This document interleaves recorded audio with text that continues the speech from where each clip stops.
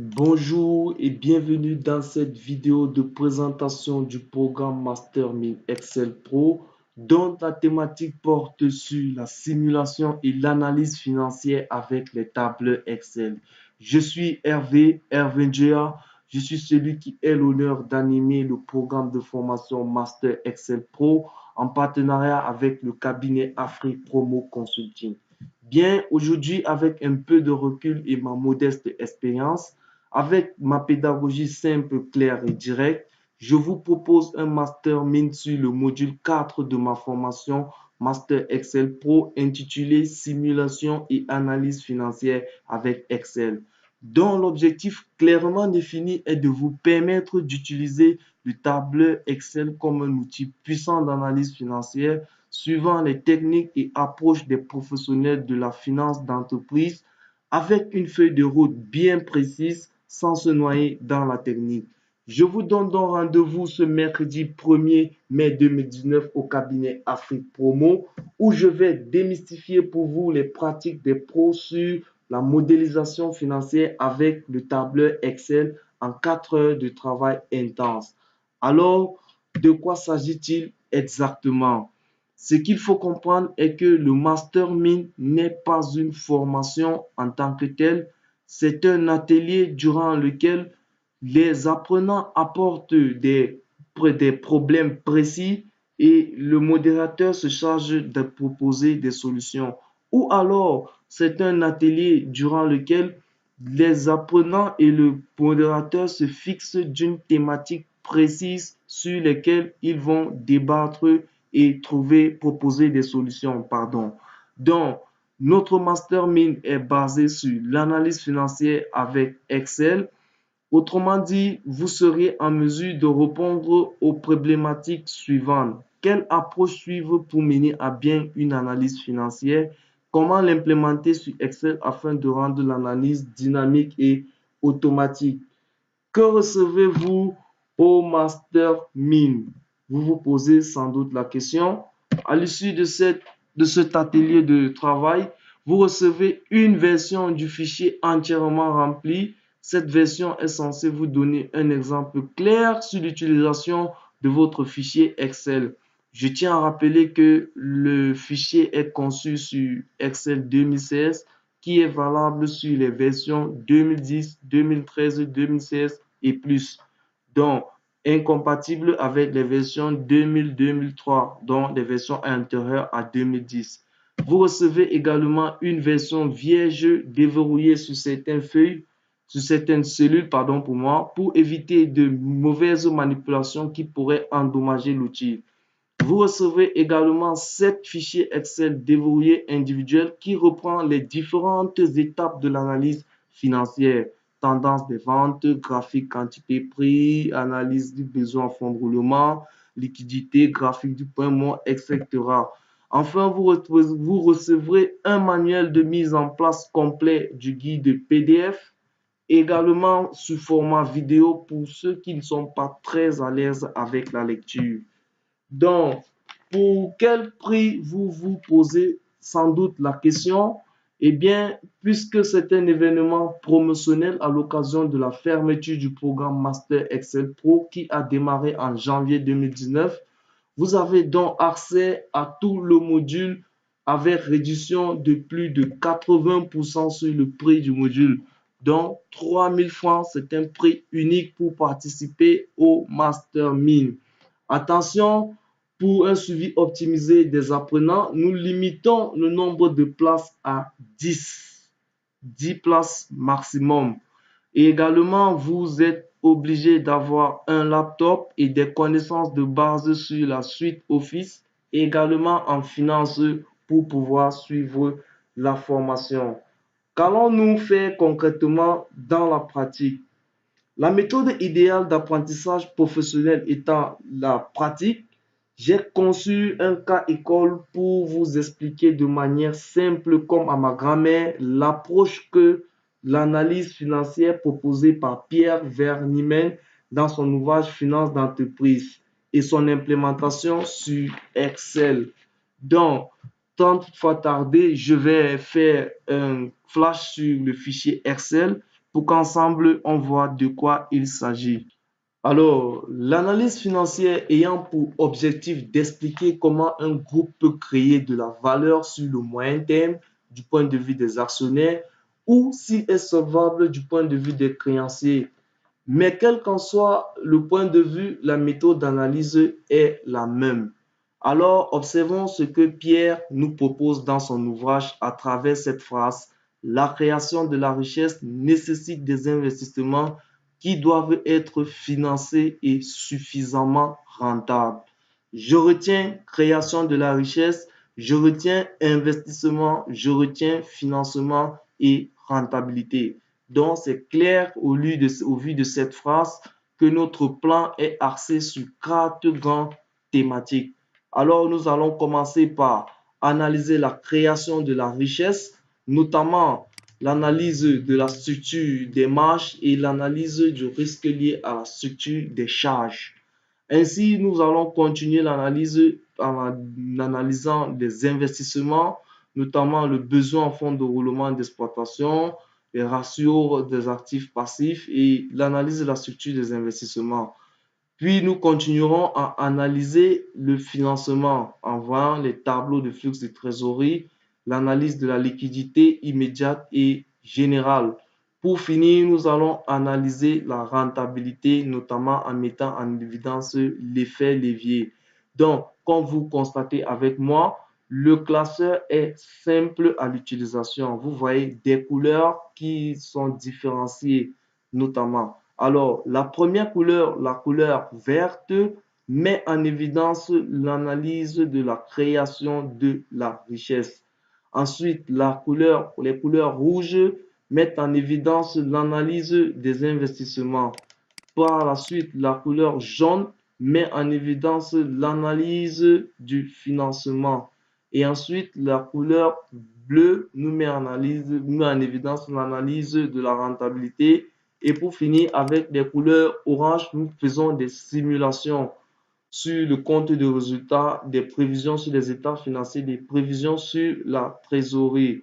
Donc, comment il fonctionne l'outil ou le classeur? Il vous suffit simplement de remplir cette feuille état financier avec les états financiers des exercices dont vous voulez faire l'analyse. Dans notre cas, on a des états financiers de 2007 à 2010 de la société Alpha SA, notamment les comptes de résultats et les bilans actifs et passifs. Donc, c'est très simple. Je copie les états financiers dans les cellules qui sont associées. Donc, j'ai vente des marchandises, je vais recopier simplement dans chaque case ce qui va avec mes éléments du compte de résultats. Je les copie pour toutes les années.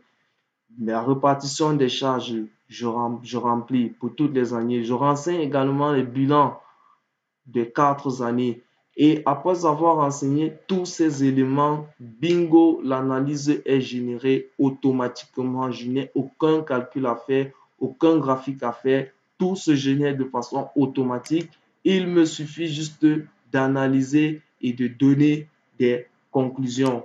Alors, je commence simplement par l'analyse du chiffre d'affaires.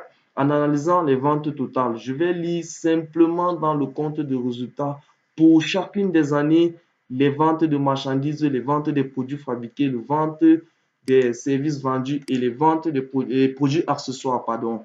Ainsi, je retrouve uniquement mes ventes totales et avec mes graphiques Sparkline, je mets en évidence la variation de ces ventes sur les 4 années. Également, avec le graphique avec un graphique, un histogramme, je mets en évidence l'évolution globale des ventes sur les 4 années. Donc, par la suite, je peux donc prendre une simple conclusion que le chiffre d'affaires a augmenté de façon drastique de 2007 à 2008 et resté presque stable sur les 3 autres années. Donc, je vais me poser la question sans doute, où vient cette évolution drastique du chiffre d'affaires? Question dont la réponse se trouve dans l'analyse de la structure du chiffre d'affaires. Je vais donc passer à l'analyse de la structure du chiffre d'affaires en analysant d'abord les quantités et les prix vendus, pour chaque produit. Et de cette première analyse, je fais un constat que le chiffre d'affaires peut avoir augmenté en 2008 du fait de l'entrée en 2008 du produit 4. J'observe là qu'en 2007, le produit 4 n'existait pas, on n'a pas vendu. Et il est entré en 2008, ce qui peut être à l'origine, ce qui est sans doute à l'origine, c'est de l'augmentation du chiffre d'affaires en 2008 et de sa stabilité sur les 3 autres années. Ensuite, je vais continuer à pousser l'analyse en analysant la production, notamment en calculant les ratios production sur vente produits fabriqués pour sortir là les taux de variation de la production et les taux de variation des ventes de produits. Ainsi, avec mon graphique, j'ai une tendance de l'évolution de ces taux sur les 4 années. Donc, je continue mon analyse en analysant la marge brute totale. Comment est-ce que la marge est créée? Donc, je vais mettre en évidence la marge brute sur matière et la marge brute pour avoir la marge brute totale. Je continue mon analyse, donc je vais aller un peu plus loin pour être bref, puisque là, je présente juste de façon brève ce qu'on aura à faire. Durant l'atelier, nous allons mettre en pratique toute cette page, page par page, voir comment chacune des pages est conçue sur Excel, voir comment faire l'analyse, comment interpréter et comment prendre des conclusions. Donc, je vais sauter directement sur l'effet ciseau qui me permet de mettre en évidence la relation entre les charges et les produits. Donc, on dira simplement qu'une entreprise qui voit ses charges augmenter considérablement verra son résultat diminuer.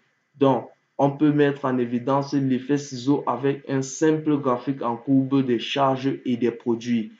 Pour finir l'analyse de la création de la richesse, nous nous intéressons sur le seuil de rentabilité, notamment par le calcul du point mort d'exploitation et de la position par rapport au point mort. Et ainsi, des commentaires sont générés de façon automatique avec le graphique qui nous montre les niveaux de performance. Notamment, on nous fait comprendre que de 0 à 10%, on est dans un niveau mauvais, de 10 à 30, un niveau stable et plus de 30 allant à 50, un niveau confortable.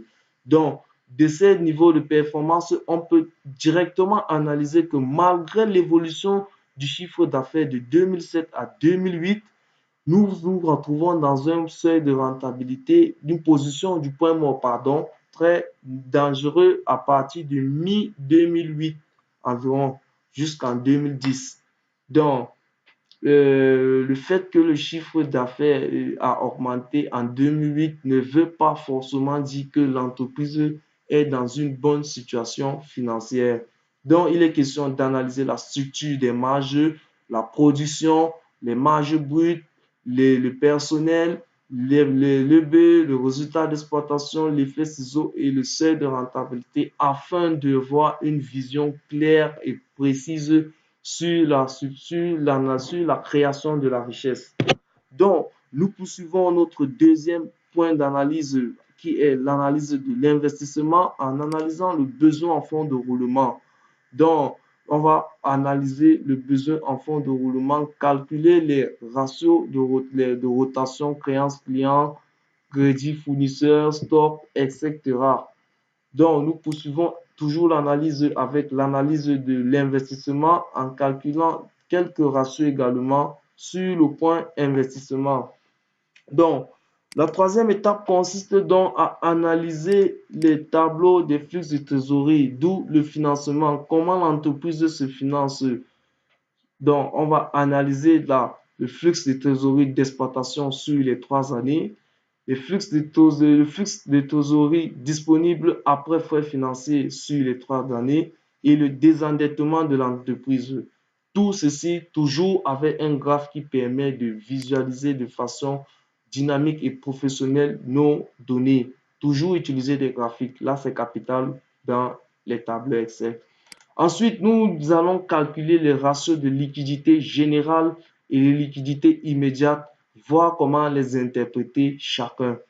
Donc, pour finir, nous allons analyser l'effet levier l'effet levier qui est assez simple et prendre des conclusions. Ces conclusions, je tiens à vous rappeler, sont automatiques. Vous voyez des formules dans ma barre de formules quand je me mets dans une conclusion.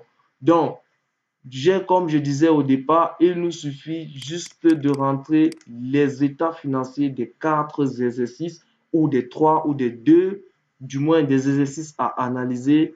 Et bingo, la plage d'analyse financière est générée automatiquement. Donc, nous allons voir ensemble pas à pas comment ces feuilles ont été créées chacune et comment les analyser. Après donc avoir fait l'analyse, nous passons donc à la phase de simulation.